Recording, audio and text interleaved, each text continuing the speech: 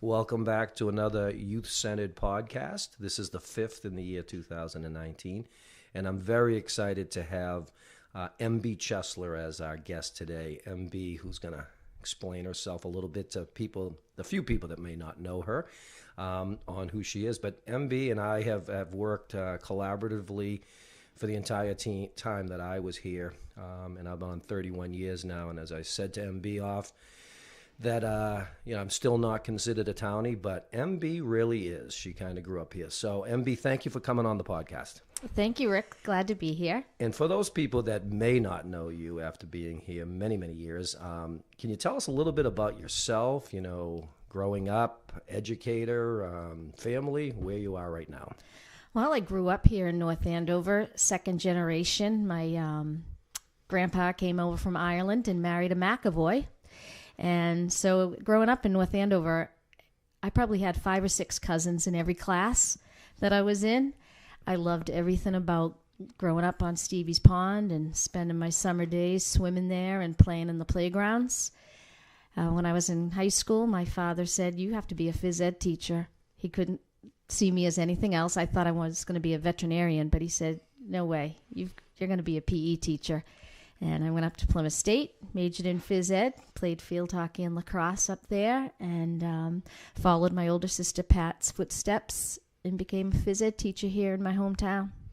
And you've been, I think you told me, 33 years as an educator.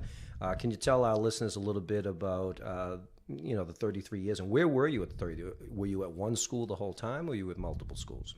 Well, I started out at the high school, which was a major disaster.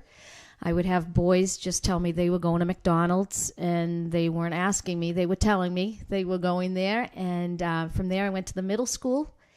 And then there was a big layoff in North Andover. North Andover didn't pass an override back in 91, and the 30 youngest teachers were laid off. And at that time, I was one of those. So I was out of school for a year, and then voters realized, oh my God, what a mistake we made, and they hired a lot of us back. I spent about 20 years at the Franklin School, and then 10 years ago made the move back to North Andover Middle School. Absolutely. Now, you have announced your retirement, kind of like a Larry Bird farewell tour. Last year, you said that this would be your last year, and you're very loved by many, many people in this town. But it's coming on quick. We talked over Christmas time how it's coming up, and you literally have about 5 months left. How do you feel as you're winding down this illustrious career in education, and 5 months will go by in the blink of an eye? What are your feelings as you're winding down? Very mixed feelings. I love everything about this town, and I've loved my job, and I've always been proud my whole life to say, oh, I'm from North Andover, and I'm just as proud to say that I teach in North Andover. And that's a big part of who I am as a person. I mean, I'm a mom as well, but I'm a teacher, and it's going to be hard to not have that identity anymore as a teacher. But I am looking forward to new adventures. I would like to, one of my first goals is to climb the 4,000 plus footers in New Hampshire. I'd like to be able to get back into skiing in the middle of the week. But it's sad when I think of leaving my co-workers like Kyle Wood and Michaela Blaney and Paul Tanglis. And I have so many great friendships as a result of this job that at times like that, when I'm driving up to the school in the morning, I'm thinking, wow, I'm going to miss all this. But at 5 a.m. when I'm getting up, I'm thinking, wow, I can't wait till this is over. Sure. Now, you, as much as you've been born and bred in North Andover, not living in North Andover right now. No, raised my own family in Newburyport. I've been there the last 25 years. Newburyport's a great community. I love, obviously, the social aspect of Newburyport. I've actually very close friends with the basketball coach at Newburyport. Just love the whole community. So it sounds like that was a great place to raise your family in Newburyport. So, but you will always be known as someone here from North Andover. And with that, you and I talk often about North Andover changing. And again, 31 years I've been here, and I still don't think I'm considered a townie. What would you think some of the biggest changes? Obviously, the town's grown, but what's the biggest changes over the last 33 years of your teaching? Well, Rick, I the big change is that I see North Andover really as two towns. It's a town where you have kids who have a lot, not just money and affluence, but also a lot of parental support. And then you have the other part of town where there's a great deal of poverty. A lot of kids come to school hungry, come to school less prepared than their classmates. And that wasn't really the case 30 years ago. 30 years ago, it was more of a middle-class town where some people had more than others, but not the disparity that there is today. So that to me is the biggest change in this town. Yeah, I would definitely agree. As the person running the youth center, I see that, right? We have close to 100 kids on full scholarship here every year. We deal with a lot of the same situations of kids hungry here, and we're trying to obviously deal with that. But it is big in terms of, when I first came here, there was probably about 20,000. It would be considered blue collar, middle class, hardworking people. And then it changed a lot, obviously, with the growth, a lot of the new development. We have such a disparity right now in terms of economics. And it's something we continue to work with on that. In 33 years, what are some of the most rewarding things about being a teacher here in North Andover? To really see families, now I have kids that I've had, and I love that. I love to see things going full circle. I work with so many teachers now who I had as students. I mentioned Paul Tanglis earlier. I had Paul and his two younger brothers in the elementary level, and they were just the sweetest boys. And to see them grow up as athletes and students through North Andover High School and now a teacher and coach, that to me is so rewarding, because there's not many jobs where you get to see things go full circle. And I've seen kids go from being 6 years old to being 26, 36 years old. So that's a pretty amazing thing in this career, to be able to see that. Yeah, it definitely is. And I'm in the same category as you, running the youth center now. I'm in second generation with kids. And you mentioned Paul Tanglis. I mean, he grew up in my program along with Kevin and Michael, his brothers, and to see them now as mid-30-year-old teachers and educators, it is kind of really special. So to see the growth in the kids is amazing. How has PE in general, physical education, how's that changed over the 30 years? It really has changed in the fact that we really need to offer a wide variety. We have so many kids that come now that, they're maybe in sixth grade, they're already on 3 travel teams, club teams, and we try to make our class an equalizer. We try to add programs that maybe kids have not done outside of school, so that we don't have kids who already feel like they're at a disadvantage. So we've really brought in a lot of different type of games from different countries to add to our program. Where before, when I first started teaching, we really stuck to the real traditional sports, because a lot of kids, that's the only time they got to play those things. But now, like I said earlier, so many kids are, we have kids coming in who have already played, 4 or 5 years of club lacrosse or club soccer, that we don't teach those anymore in our school. Right. I mean, it's definitely a lot of the more the non-traditional. I know I came down to see you a couple of weeks ago, and you guys had all some different nets set up for different type of programs. And, when I first started here, everybody was either playing football, basketball, baseball. Soccer was actually just starting. And now it's the point where we have tons of different offerings. And I think PE, I'll be honest with you, and watching you guys over the years, it's a lot more fun than when I was in high school taking PE or middle school taking PE. So you guys have really been innovative in bringing games. And then the whole, you mentioned Michaela Blaney, who's obviously one of our former kids here too. And she does a lot with the wellness stuff. So how much is it with PE in terms of the wellness piece also? Well, we're one big team. There's 5 of us in the team. We have the health teacher. She's brand new, Danielle Riley. Then myself and Kyle are in the gymnasium. Michaela and Matt Abel are in the wellness room. And they do more classroom-type activities on things like bullying, goal setting, things like that, with a little bit of fitness component. And myself and Matt, we actually started that program a few years ago when we tried to end study halls at the middle school, we had so many kids sitting in a study hall, and so we added that new related arts at the time called fitness, and that has grown into more of a fitness / wellness, even a little bit of health in there. Nice. Now, our good friend Doc Atwood, our local veterinarian who lives next door to us, was probably very happy that you went into physical education and not veterinary science. But you were also big into sports, played, as you said, played field hockey at Plymouth State. You've been involved with our athletic department. So as you're winding down, I've been actually working with you with the Christmas tournament as you, I would say, North Andover event organizer for some of our sports things. I see you at the boys and girls basketball as kind of like a site coordinator. But you also coached at various times during your career. What was all that like? Well, I actually started out as the field hockey and track coach years and years ago. In playing field hockey, I found I didn't really like coaching it as much as playing. So I got into officiating, because officiating sports to me is the closest you get to being on a field again. Sure. Even though you can't play, you are still part of that game. You're the third factor in a game. So I got into officiating field hockey and lacrosse, and I plan on continuing doing that once I retire from teaching. I have coached the last 3 years. One, a selfish reason, because it does help my pension. Sure. But two, I had some nasty injuries the last couple of years and wasn't able to officiate.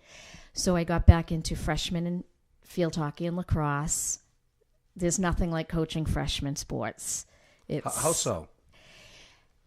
Because at least for freshmen, it's their first introduction to high school. It gives them a little leg up on everybody else. They get to already know some of the older kids. We let them, take them on a tour of the school. We have them get their schedule a little bit earlier so they know where their classes are, where their locker is going to be. So it gives them a set of people to look up to, kind of a little safety net to help them out if they look lost in the hallway. And the emphasis really isn't on wins and losses. It's really on I see it as building a sisterhood with kids that maybe you never would have been with before. And Meredith Pryor, the head lacrosse coach, she runs such a great program. I'm so happy to be a part of that, because she builds it from the bottom up. And it's just been a great experience for me to be back on a school bus with a bunch of kids singing. And as far as the events and being a site coordinator, that's maybe one of my only regrets in my career. Is I guess I should have gone for an athletic director job at one point, because I love it. You get to be part of athletics. You get to be part of North Andover athletics. And I love that. I have so much pride in that. So that's been a really fun thing the last couple of years. I mean, obviously, as a coach, as an official to different sports, and now winding down as an event organizer, I have to be honest with you, not just because you're at this podcast with me, but I think you're really what's good about event organizing. I'm around high school gyms and high school events an awful lot, and I'm troubled at times with how that people don't take a lot of passion into putting on an event for the high school or for any kind of a sport. And you've done a great job. I mean, you're always working, running around, making sure everything's done well. I know that, officials, I know people at the scorer's table, I know people working the grandstand, the ticket booth, they all appreciate your passion for that. And obviously you're winding down, but I think you would have been a terrific athletic director. And but though at this point in our life, we always look back and say, well, maybe I would have done that or whatever, but I'm sure you would have been really good. I'm hoping that even though you're going to be retired, that you'll still be involved to a certain degree with some event organizing here in North Andover. Keep in touch with North Andover, so to speak. Over the 33 years, we talk about some of the career highs and lows. For me, personally, one of the real lows for me was when we lost 2 7th graders, middle school kids, to suicide, and there was a concern with the community. Did we have an issue with even more kids contemplating it? And then, obviously, the highs, some of the things we talked about, seeing kids become just great adults, and obviously building this youth center for me is a huge high, et cetera. What were some of the highs and lows for you over the career? I'll say, I think I spoke with you back in the fall about a real low that happened to myself and my colleague last year. We had a parent file a neglect charge against us for an injury that may or may not have happened in the gym. And it really came out of nowhere. And to be put in that position and really not be really able to defend ourselves from the get-go. I mean, there was never even so much of as a phone call. The first that we heard was that the state was investigating us. And that really shook me to the core. Sure. Not just for myself, but for my colleague as well. That to me was the low because, as a teacher and somebody who just loves what I do, I always have tried to put children first and safety first. So that really hit me very, very hard. As far as highs, like I said before, I just love to see kids that I've had before. I see kids like Asia Valdez. She's great. I am so happy to see what she's doing, and I know she's going to be so awesome. I can just see her in the future, maybe even doing stuff like I do. I know that she's more like the social worker type or adjustment counselor type, but I can just see her making such a difference, and I love that.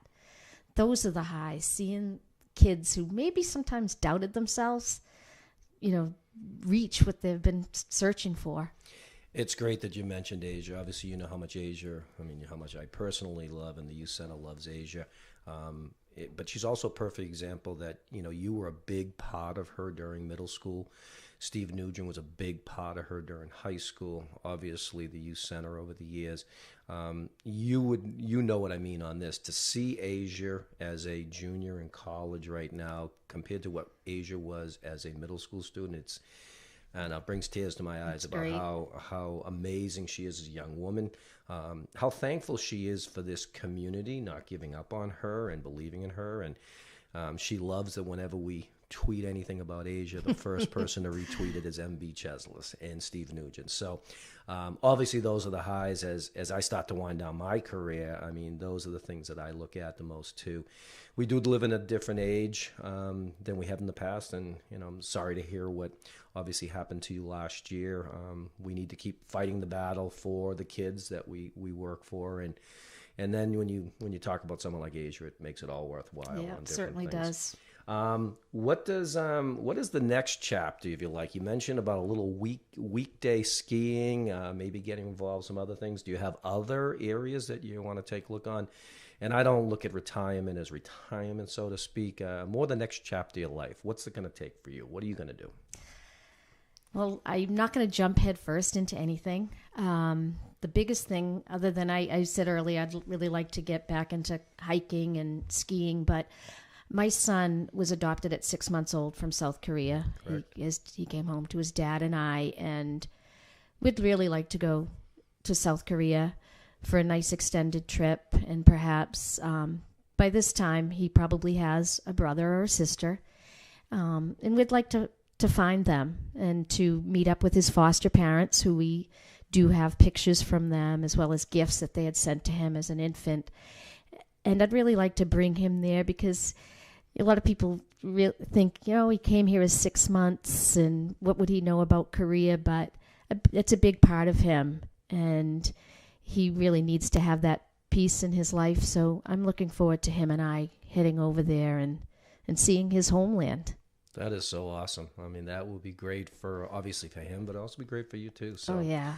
So I'm sure you'll have a lot of things. I don't see MB Chesler sitting in the recliner reading books every day. I think you will be. I do like to read. I'm sure you do, but you'll find time to do that. But obviously you're still going to be active. Let's turn this a little bit. As you're going out the door, you work with some great people. I love Kyle, love Michaela. What do you say to maybe that new teacher, the one that's graduated college, that's going to be joining our profession in the next year or two?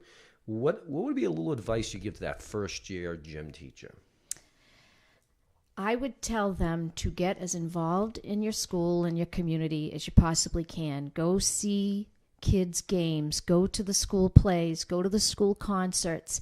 Get out and see the students outside of your classroom, because that really allows you to see that kid. Maybe that boy that's a real pain in the neck in your class and doesn't sit down and is always talking and fooling around. You know, you might go to the school play and see that kid has one heck of a voice, or you see that that girl on the lacrosse field is the ultimate teammate, the ultimate leader. It really makes it so much more fulfilling for you and for your students when they see you outside of school taking the time to get to know them and get to see what they do and become a club advisor, become a coach. It teaches the teacher so much more about their students when they take on roles like that. Absolutely. With 5 months, and I have said to you a number of times, going to go with a blink of an eye, what are you hoping to accomplish in your last five months? Because you're not someone that's just going to kind of go through the motions here. What's the next 5 months going to be like down at the middle school for you?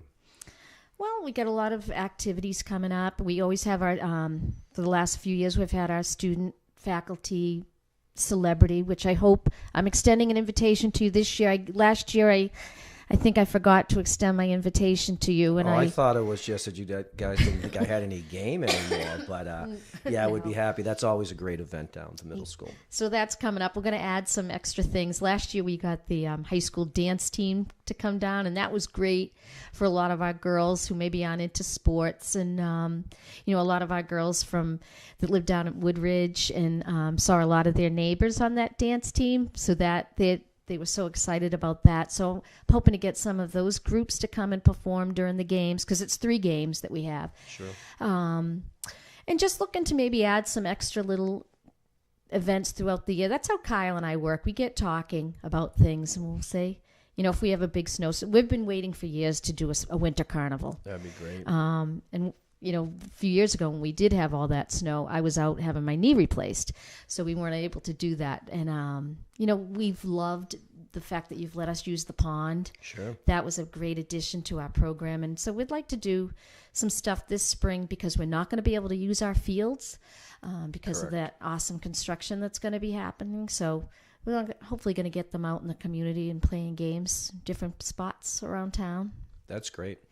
I don't want you to think my next question is referring to you as a senior citizen, but I'm only 59. I basically have gotten kind of working with senior citizens in the past, and one of my things I'm trying to understand from them is just we need to learn from people that have been before us. And I love talking to a senior citizen who's in our walking club down here about life and things like that. So with that said, and you're not a senior citizen, but what kind of message, what do you want to say to our parents or our kids or even your peers as you wind down? I mean, this is almost like a final word. What does MB want to say to these folks? Be good to each other. Listen to people's stories. Hear about where they're from. Learn to know what they have come from, what battles maybe they've had. That's one of the things about being a teacher. Sometimes you look at a kid and you think, wow, they have the whole package. Great home, nice parents, all sorts of stuff. And then you start to peel away and you see, oh, they have this in their life, or this is happening in their life. And don't judge each other so quickly. Get to know each other's stories. Yeah, I mean, that's great advice. I post a statement probably once a week. Maybe people are getting sick of hearing it. But No. One of the things is I just don't think we all know what people are really dealing with on a day-to-day basis. I think that we all put faces on at times, and I just don't think that people know every issue people are dealing with. And in that case, be kind. And I think that's what I'm hearing you say, that get to know people, get to know the stories. I'm big on not judging it by a book at its cover. And, as someone that's been in education, someone that's working with you in education, I sometimes get worried when we kind of, pigeonhole a kid that he's this way. When my take is kids are kids. Kids make mistakes. Kids need to learn from mistakes. They need to grow from mistakes. They need to learn, and we need to help them do that. So I think in a lot of ways we just got to slow down a little bit and be kind and try to understand people's stories. So I will give you the final word. Any last things you'd like to say before we wrap up the podcast? I would just like to thank the town of North Andover for, 1, giving me a great childhood, 2, for even though this town can be cheap at times, as far as, we're one of the lowest schools per pupil spending. When times are rough or a family's facing adversity, this town has always come together for people, come together for events to support one another, and I love that. And that's why I always, even though my own family are Clippers in Newburyport, I'll forever just be a Scarlet Knight. Yeah, and it is something amazing about our time. I talk about it a lot because we're involved with, obviously, our Thanksgiving Drive, our Christmas Drive. Every time there's an issue with a kid, we rally around as a community, and it's really easy to get people involved when they know it's for the kids and it's for the community. And I agree with you. There are times we'd like to see a little more spending on certain things, but overall, this is a town that really, as we say, NA takes care of NA, and it's really true on that. So I want to thank you, MB, for coming on our podcast. And obviously, we love you here at the Youth Center, and I know this community loves you. We wish you the best of luck. First of all, enjoy those last 5 months, every minute of it. And then, obviously, enjoy the next chapter of your life. And don't be a stranger at the Youth Center here in North Andover. Would love to have you be around and check in with us. Thank you, Rick. And I always say you're the best hire North Andover has ever made, and I'll always stick by that. Well, thank you very much, MB. I do want to announce that our next podcast is going to be an interesting one. We're bringing in three-sport athlete Jake McElroy, and we're bringing in his father. I'm not sure Jake wanted us to bring the father in, but we're actually going to talk a little bit about a debate that has been a debate for years and years and years, and that's specialization versus multi-sports. And I think Jake's a good person to talk to in terms of he's been very successful in all three sports, which is very tough to do. So I'm going to pick his brain on what that's all about. And then obviously John is going to chime in with a little bit of the parent perspective on that. So we're excited about that next podcast. So once again, thank you to MB Chesler. And as we finish every podcast, we always say too much passion is not enough passion.